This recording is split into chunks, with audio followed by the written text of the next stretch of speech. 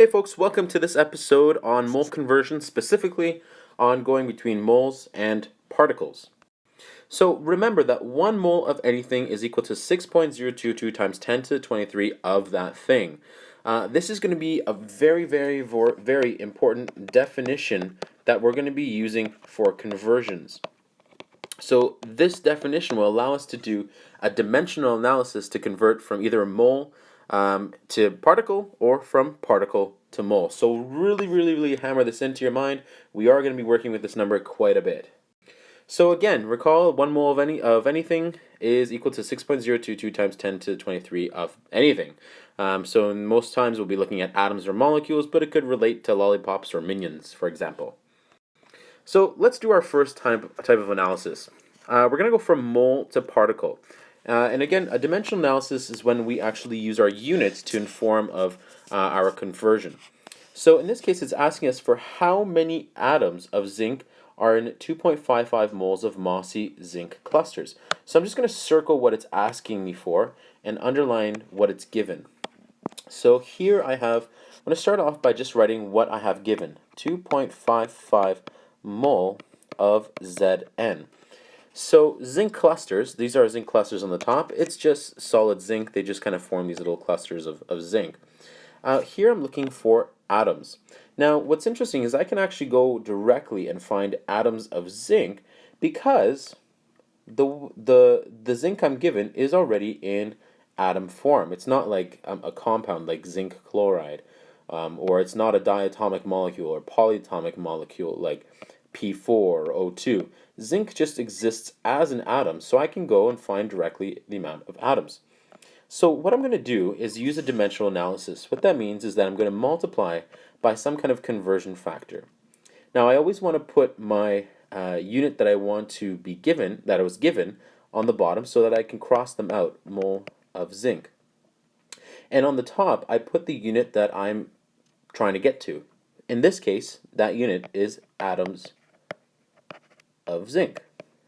Okay.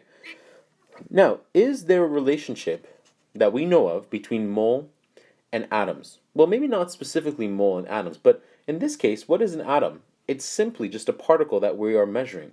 So do we know a relationship between mole and particle? Yes, we do.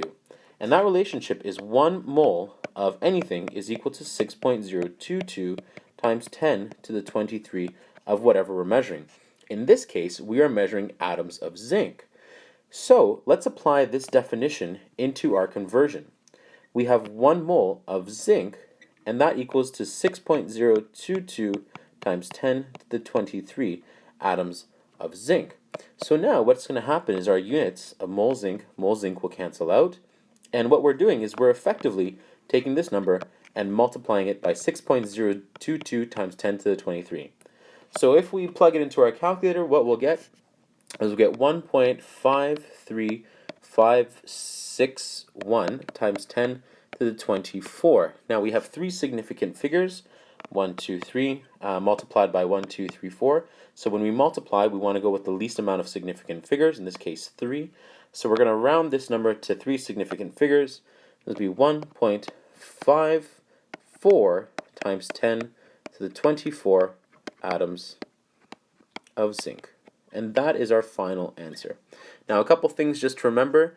The way that we round this, whenever you have the number 5, you always have to use your odd and even rule. So in this case, it's an odd number, we're going to make it even. If this number was already even, we would just leave it as it is. Okay? The most important thing here is establishing this definition. We know that 1 mole is equal to 6.022 times 10 to the 23 of whatever we're measuring. We know that this is in atoms, and it's looking for atoms of zinc, so we can go directly that way just by multiplying by this factor. So, give a try for these ones. We have 2 questions here. In the first one, we have 7.83 mole of Cl2 gas, and it's asking how many molecules of Cl2 are contained within this balloon. So again, remember, Cl2 is a diatomic molecule, so you can go directly. The second one, chemist gives you this many mole of gold. How many atoms of gold make up the sample? Now remember, gold is a metal, so again, it exists by itself. It's not diatomic or polyatomic, it just exists as Au. So go ahead, pause the video, and try to work through this. If you need to go back and you need to see what the steps are, go ahead. but try to do this and we'll come back in a few moments with the answer. So go ahead, pause the video now. Okay, so welcome back. Here we have our answers. So again, we started off with 7.83 moles of Cl2, and I want to cancel out mole of Cl2, so I'm going to put that on the bottom, and my target unit is molecules of Cl2. So what is my relationship between moles and molecules? Well, again, molecules is just a particle that I've decided to define in this case as molecules. So what is my relationship between mole and particle? Again, my relationship is 1 mole of anything is equal to 6.022 times 10 to the 23 particles. Now, in this case, my particles are called molecules. So 1 mole is at the bottom, and 6.022 times 10 to the 23 is at the top. So what we're doing is we're multiplying these two out, and we get 3 significant figures, 4 here. So we choose the least amount, it's 3. So we have 4.71 times 10 to the 24 molecules of Cl2. When it comes down to here, we have mole of gold.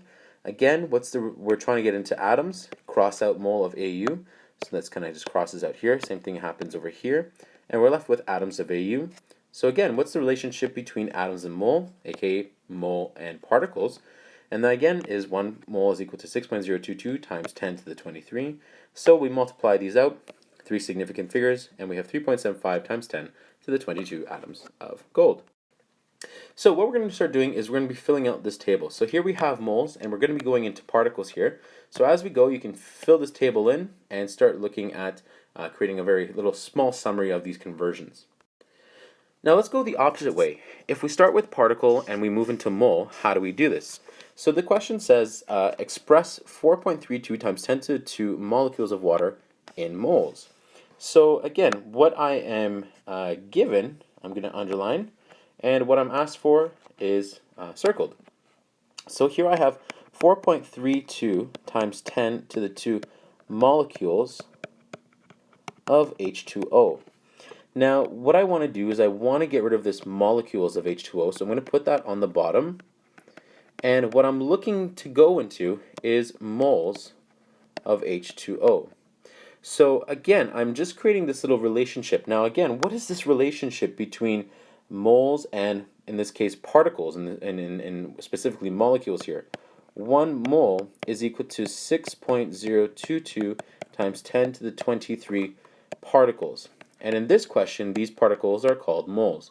So I'm going to put the 1 over here and put 6.022 times 10 to the 23. So what I'm doing is taking my 4.32 times 10 to the 2 molecules, multiplying it by 1, and then dividing it by this number. So effectively, all we're doing is taking this number divided by here. And as we look at molecules of H2O cancel out, and we'll be left with moles of H2O. And this number, after rounding it to 3 significant figures, is going to be 7.17 times 10 to the power of negative 22 mole of H2O. So once again, try your best at doing these. And the first one, we're looking at molecules of ethanol, and we're trying to figure out how many moles this represents.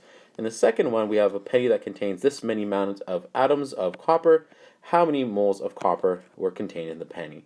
So once again, use your units to figure out how you're going to get there.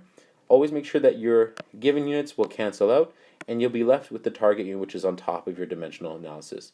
Remember that your relationship is 1 mole is equal to 6.022 times 10 to the 23 of whatever you're measuring. So go ahead, pause the video, see what you can do. We'll come back with the answers. All right, welcome back. So again, here we start off with molecules of ethanol, and we're trying to get into mole. So again, we need to establish a relationship here. I want to cancel out my molecules of ethanol. The only way that I can do that is by placing it at the bottom of this relationship. I want to get to moles of ethanol, so I put that at the top. My relationship between mole and molecule is 1 mole is equal to 6.022 times 10 to the 23. And so I take this number, divide it by this one, and I get my final answer. Same thing happens with atoms of Cu. I take this value, divide it by my 6.022 times 10 to the 23, and I have my final value. I have 4 significant figures, 4 significant figures. So unless really stated, you can leave it as that number there. So what we've been doing so far is we're going from moles into particles. Now these particles could be atoms, they could be molecules, they could be formula units. It all depends on whether or not what you're given is the same as you're being asked. So if you're given atoms and you're being asked for atoms, you can go directly here.